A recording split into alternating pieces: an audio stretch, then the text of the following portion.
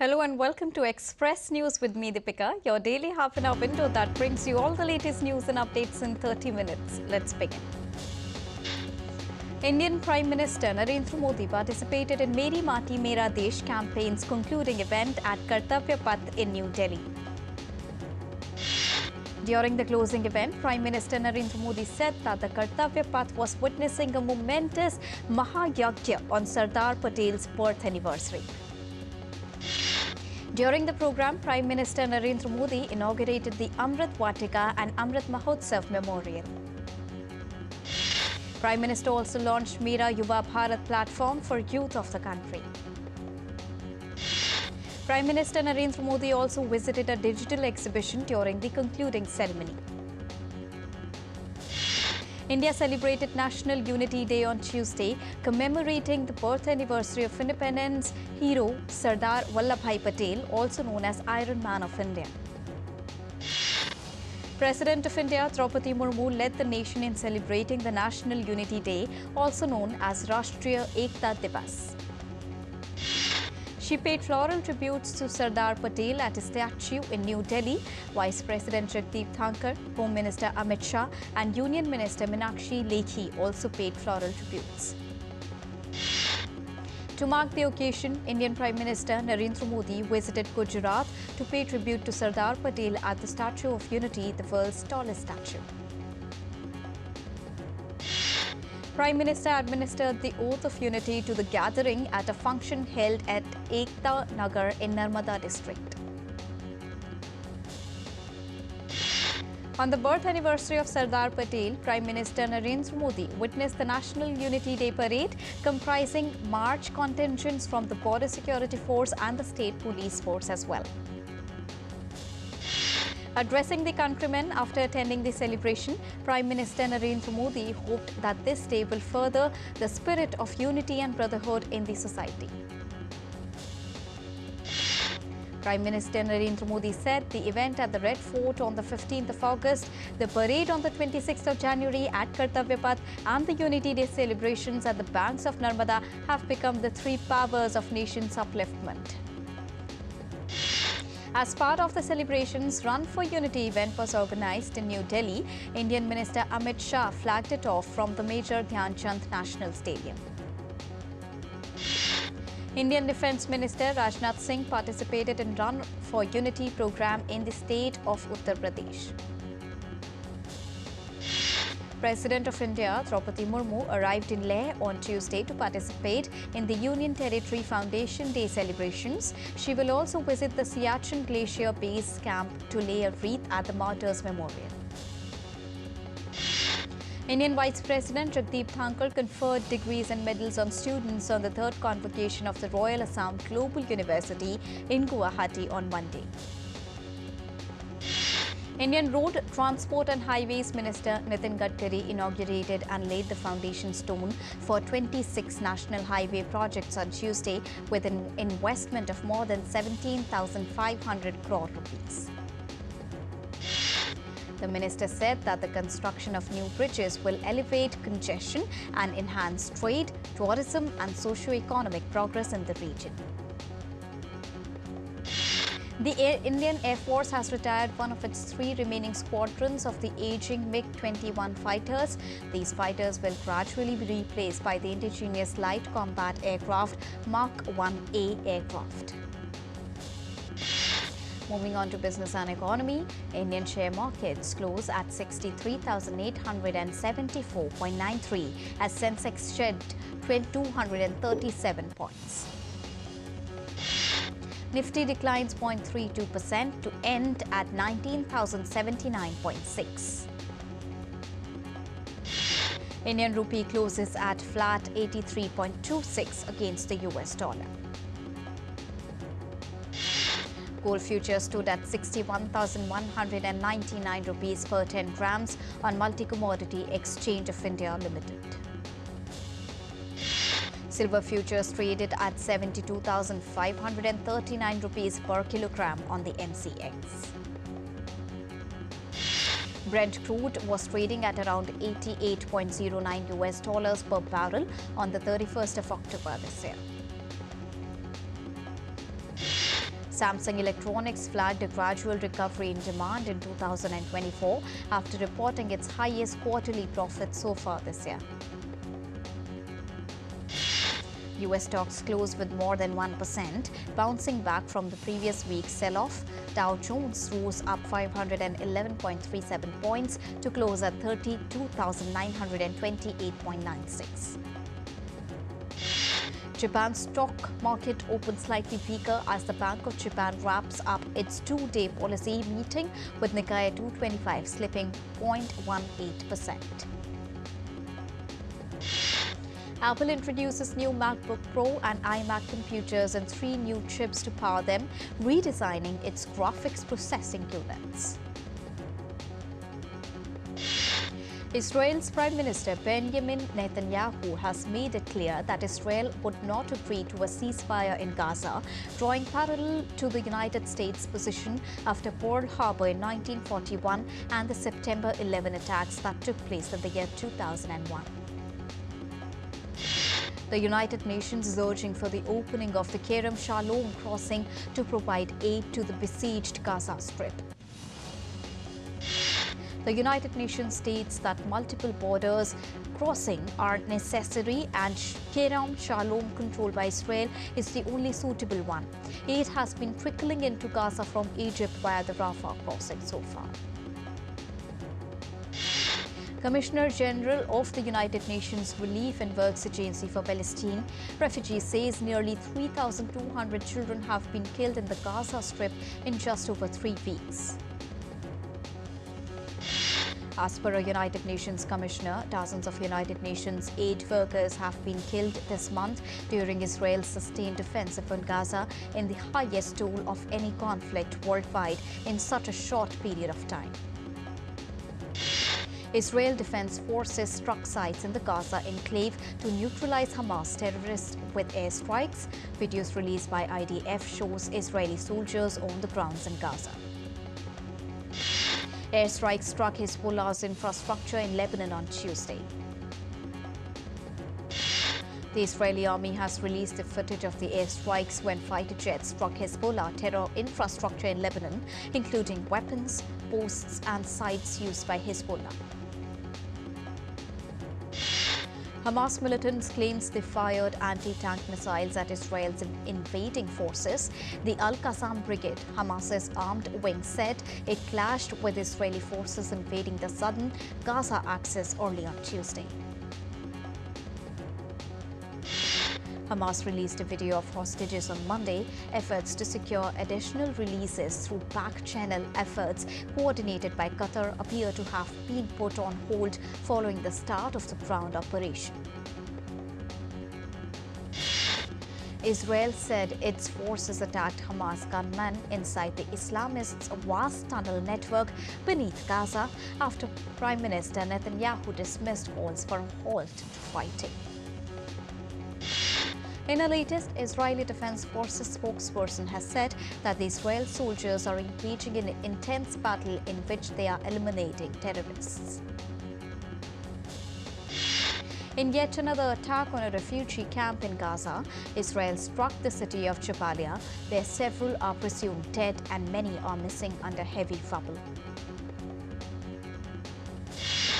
Russian President Vladimir Putin sought to blame the West for the crisis in the Middle East, where Israel is bombing the Gaza Strip to try to eradicate Hamas. Japan has imposed a fresh set of sanctions on individuals and a company related to Hamas. Sanctions consist of freezing the assets of individuals and a company that have helped fund Hamas. Individuals, including Hamas operatives Mohammed Ahmed Abd al-Daim Nasrallah and Ayman Nofal, newly added to the list of people and organizations deemed as terrorists by Japan. Israel's army has released video footage showing forces in gathering points near the Gaza Strip, overlaid with a radio message, apparently with a message telling troops that they are the generation of victory.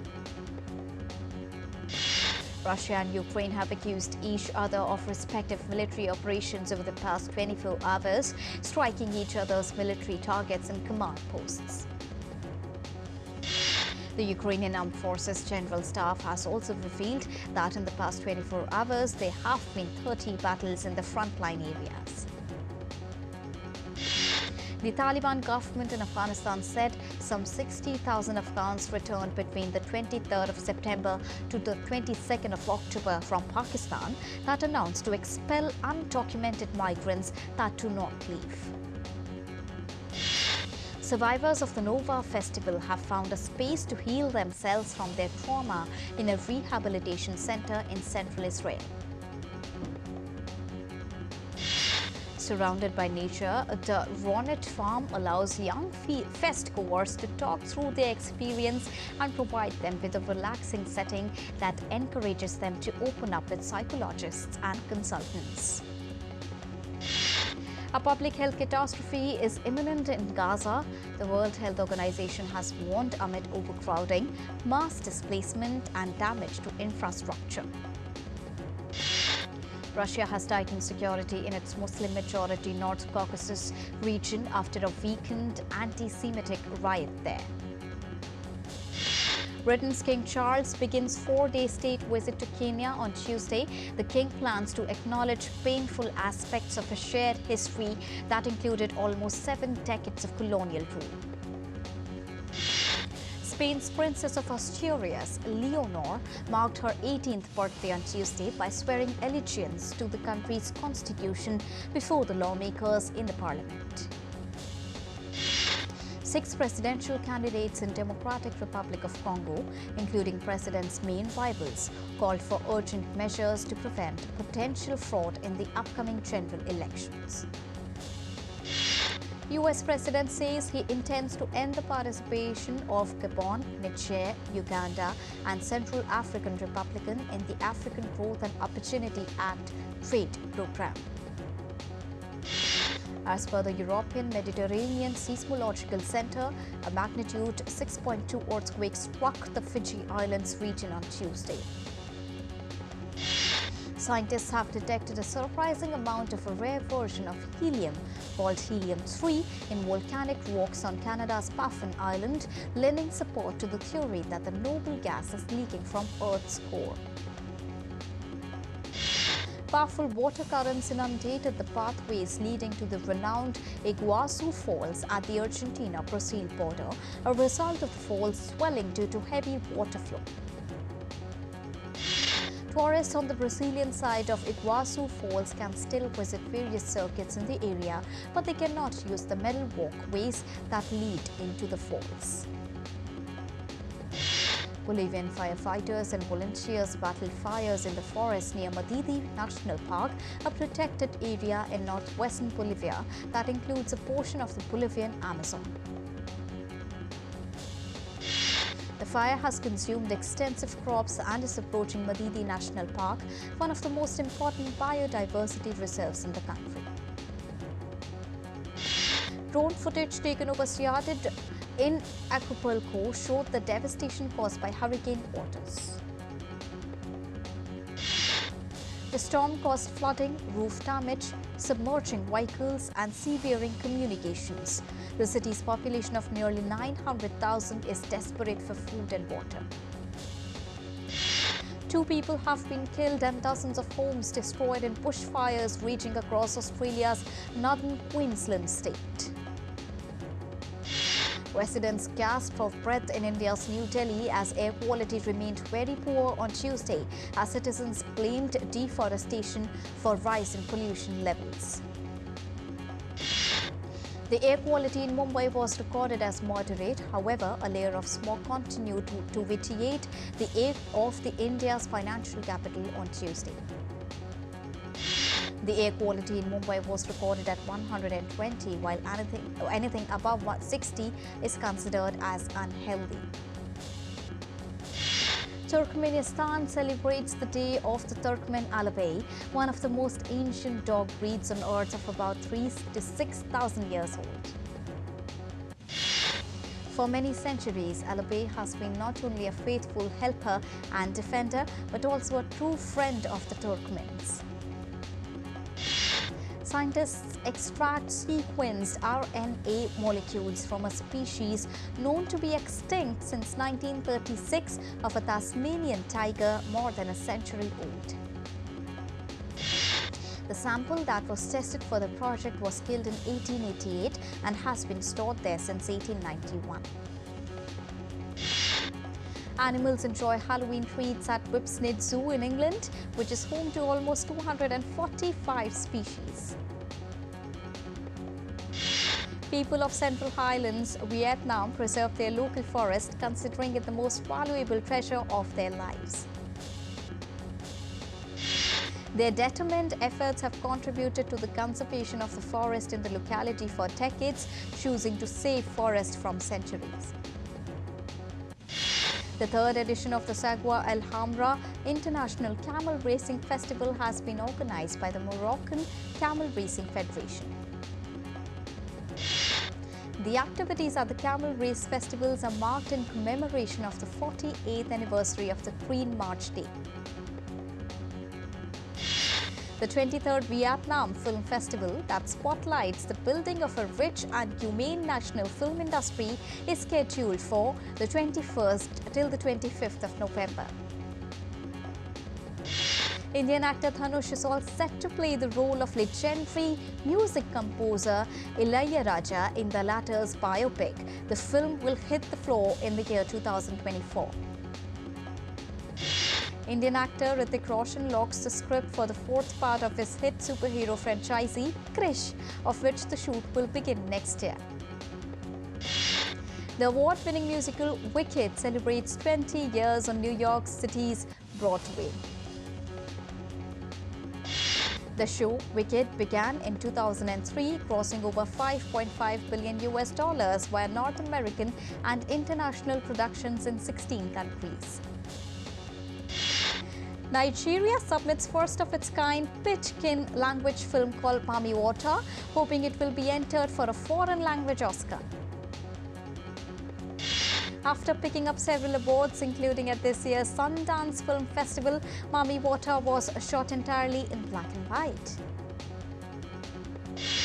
Models wearing designs made with raffia and the local tie-dye fabric strut the runway at the 13th edition of the Lagos Fashion Week in Nigeria's commercial city, Lagos. The 5-day event hosts runway shows, presentations and pop-up shops for sellers and buyers with the theme Standing the Test of Time. Greek filmmaker Christos Nikos' English language debut imagines a world where swiping right or left is out and sacrificing a fingernail to find a love match now the norm. Making the movie differed very little from Nikos' previous work in Greek. It will globally stream on the 3rd of November. Moving on to sports, Argentina captain Lionel Messi won a record-extending 8th Ballon d'Or award on Monday, pipping Norwegian Erling Haaland and Kylian Mbappe. Afghanistan swept Sri Lanka by 7 wickets in Pune on Monday to record their third victory of the World Cup and maintain their hopes of a semi-final place. New Zealand will take on in-form South Africa in Pune on Wednesday. Kiwis have 4 victories out of their 6 matches, while Proteas have 5 victories in the tournament so far.